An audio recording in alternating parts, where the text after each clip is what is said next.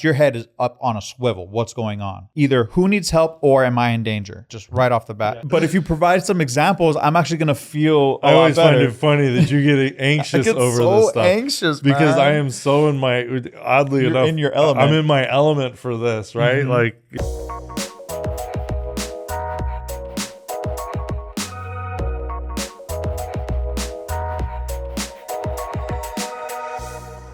welcome to another episode of the Southern Boating Podcast. I'm Ian Sneed. I'm James Anderson. And today we have two topics that are, well, one of them is holiday related. Yes. And the other one is safety related. It's something that we feel all boaters should really pay mind to. So we're going to make sure that we cover it with, I don't know, a few details that you should all know if you're going out on the water. Absolutely. Yeah. Having said that, remember to click the like button, subscribe to the channel, and click the notification bell so that you get notified every time we have a new episode that comes live. You know what you haven't said in a while? What's that? They can click it and then take it away. Yeah, I know. So you don't want that anymore. If you want, you just want your click. You could just click like the like button, and if you don't like the episode, you could take it back. How's that? No, just leave it. Just leave it clicked. You could do that too. Just leave it clicked. It'll just always be in your stream of videos. Yeah. That's the way it works.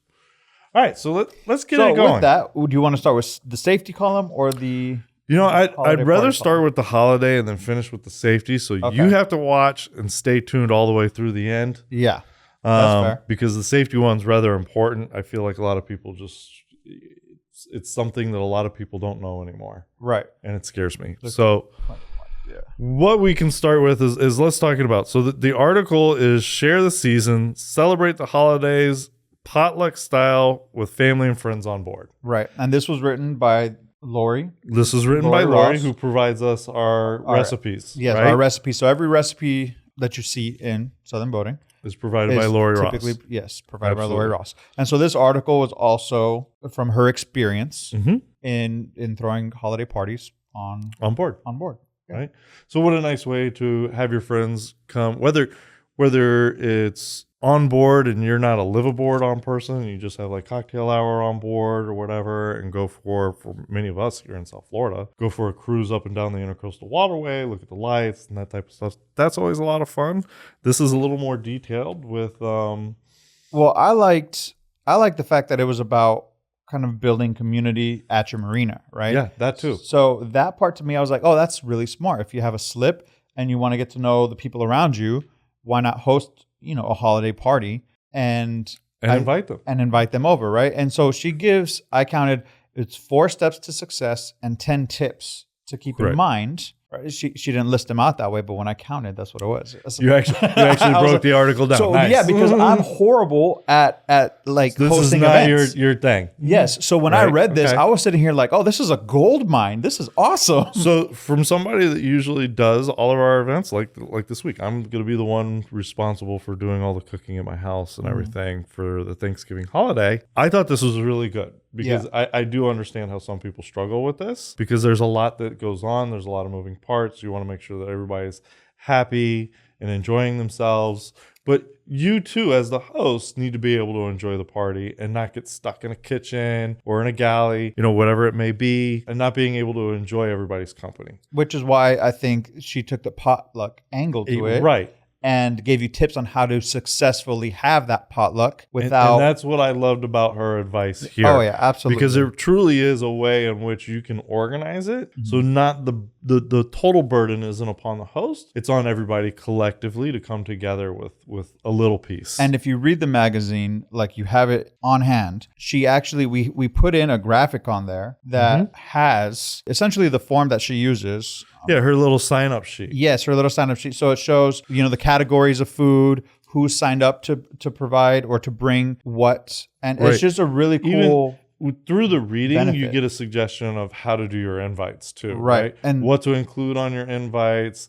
if you want to do it to a certain level, what you need to say and so forth. So that's part of the 4 steps to success that I wrote down. I'm going to run through them real quick. First one is selecting a theme, right? Which is optional because you could say, oh, also, this is coming out after Thanksgiving. So we hope you all had a happy Thanksgiving, right? That's right. So obviously you just ruined it. This is not live. No, yeah.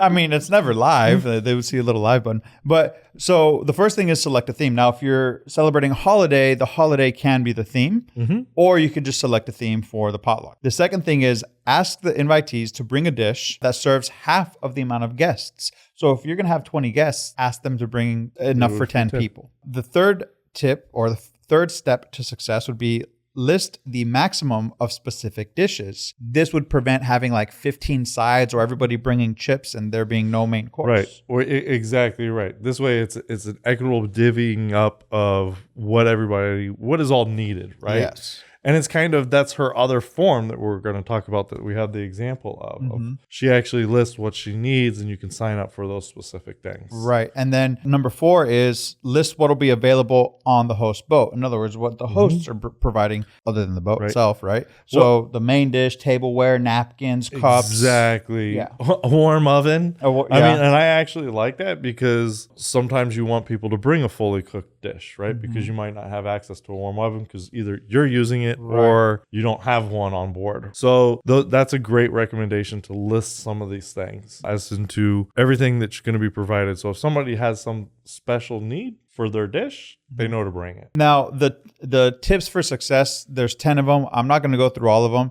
because they're great tips. Some of them can be very detailed. So I don't want to go through all of them. I think they're fantastic. A few of the ones that I did write down, if you're doing a themed party, then offer meal suggestions. Because some people, like myself, I'm not the creative type when it comes to this kind of stuff. So if somebody's like, oh, we're having this theme, bring a dish on theme, I'm going to sit there and be like, I'm not going to your party. And just because I've already got anxiety thinking about this and talking about it right here, right now, I'm not joking. So, if you provide some examples, I'm actually going to feel I always find it funny that you get anxious over this stuff. Anxious, because man. I am so oddly enough, in your element. I'm in my element for this, right? Like, we're the cooking opposite food, sides like of the coin. no problem whatsoever. Like I can do it blindfolded with my hand tied behind my back. I get so anxious, right? So I really loved that tip because it instantly reading that tip actually put me at ease because I was like, sure. Man, I don't know how I would handle this. So another tip would be building the guest list and menu to comfortably fit the space and seating that you have on your vessel. If you throw too large of an event and people can't sit down, people can't enjoy themselves, people can't eat comfortably, well, then you kind of have a little bit of a problem. So planning ahead in regards to that. And honestly, there's a ton more tips. I don't need to get into There's a all lot of tips. This is really an article that you need to go. You need to read it. Take the time to read it. It's very helpful if you're throwing a party on board. Even if you're a well-experienced host on board, take the time to read this article. There might be some tips in there that you haven't thought of just yet that might help you out. And I took some stuff away from this as well. I think it's a great article. And one of the things is being a boater is that we want our friends and close family and neighbors to also enjoy what we get to enjoy, right? And that's all the whole part to the holidays is being with each other and enjoying each other. And just in that practice, it's so important. So I love this article. I love the holidays. Obviously, they're my favorite time of the year right now because it's a lot of fun to spend time with your friends. And one way of showing them your love and appreciation for them is with food. Let's transition over to the safety. Absolutely. Right? And this is one of my favorite safety articles. So we titled this, Make Some Noise. Now, if you can't figure it out what we're talking about just yet, I'll clue you in. It's a boater's guide to sound signals and something that's, to me, very important. I grew up with it and understanding what all the different sounds mean. It's one of the few ways of communicating to other vessels and at a great distance, too. It's highly important because yelling does not work at all. You can consider it basically you have to be able to function as if everybody's mute. So this is a great way to talk about it. You can't assume that everybody on every vessel has the same technology that you have. You can't assume that everyone on every vessel is as educated as you are. You can't assume that they have as much experience as you do.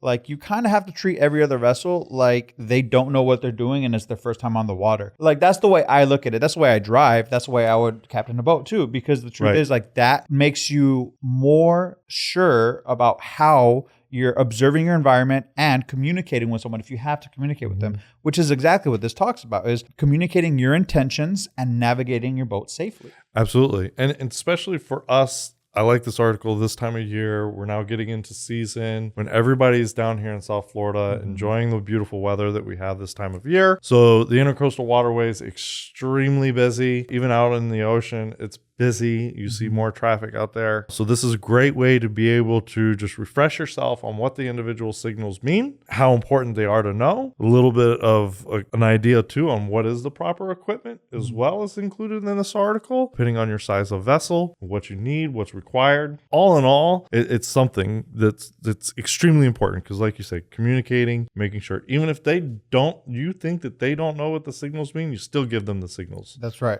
And then if you receive a signal, you respond with that signal to confirm that you know what that signal means. So that it's kind of like saying like, I hear you. I understand what you're about to do. I think that's important too, to recognize that it's expected that you respond in kind. Of course. Right. Absolutely. Well, it's an acknowledgement that you know what's going to take place. Right. Exactly. So it's bilateral communication. Very important. Yes. So some of the signals that we're talking about are the horn blasts. We have a mixture of horn blasts that we utilize to let other vessels know what your intentions are and what's going on. Just to get started, there's a short blast, which is usually about a second long.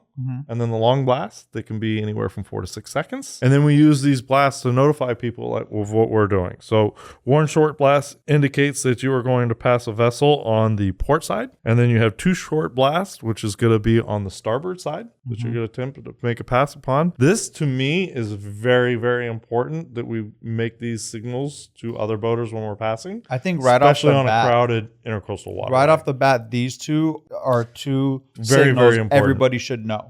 Very, very important. These are to me, the 2 most common. And then there's some other ones. So 3 short blasts indicate that you are operating in reverse. It's just like backing away from the dock or something along those lines. Right. We also have one prolonged blast is departing a dock. If you do 1 prolonged plus 3, then you're departing the dock in reverse. And then if you do 5 short ones, you're essentially saying that there's danger. So risk of collision or whatever it might be. 5 short blasts is danger, heads up, like pay attention. Something's wrong. Something's wrong. Right. And that's the one that you need to have your ears tuned to all the time. If you hear 5 short blasts, if you hear any blast, you should automatically start counting them. Yes. But eventually, after you do that and you're counting them all the time, you'll start to not have to count them. And you just start picking up. It'll become second nature. It'll become second, just like driving becomes second nature. This becomes second nature as far as recognizing the sound. Like you hear a blast, oh, they're coming on my left. You hear a second blast, oh, they're going on my right. You hear 5 short blasts, your head is up on a swivel. What's going on? Either who needs help or am I in danger? Just right off the bat. Yeah, exactly right. And that's usually my alertness to it is like your 5 blasts, you need to be on full alert at this point in time because is this danger going to come in your direction is number 1. But number 2, as a boater, we always want to help our fellow boaters. Right. And is somebody in distress? Right. Right. So those are the 2 things you immediately start to look out for. Right. And that's also what I love when you're passing another vessel going opposite direction, how we always greet each other. One is, polite, say hi. But secondly, it's letting that vessel know that everything's okay. Like if you're not greeting, then something could be wrong. And so if you see someone that's not greeting and then later on you hear 5 horn blasts, you're like, uh-oh, we got a problem. Right. There's a big problem, right? Right. So I love that we take care of each other. And just a little tip, share this with friends that you take boating. If they're not on the water as much as you are, share this clip with them to educate them. Because the truth is, we want everyone on the water to know this information. Everybody not on just the board captains. right? You should at least let everybody on board know what 5 blasts mean. 5 yes, short blasts, at right? the very least. So they know to look out for something as well. That they all of a sudden their attention is on high alert. But the other blasts, yes, you can tell them, or as you experience them while you're underway, you can explain to people on board what it means. I love that article. I don't hear enough people utilizing some of those features on the water sometimes, and I just wish we heard it more often. I wish. Leave a comment and let us know if you use horn blasts to signal or if you've also noticed a decline in people using it, and let us know why you think that is. Yeah, please. I would love to know why some people. Yeah, I'm really curious to know what you guys think about that. Absolutely. So, for now, I'm James Anderson. I'm Ian Sneed. Catch you next week.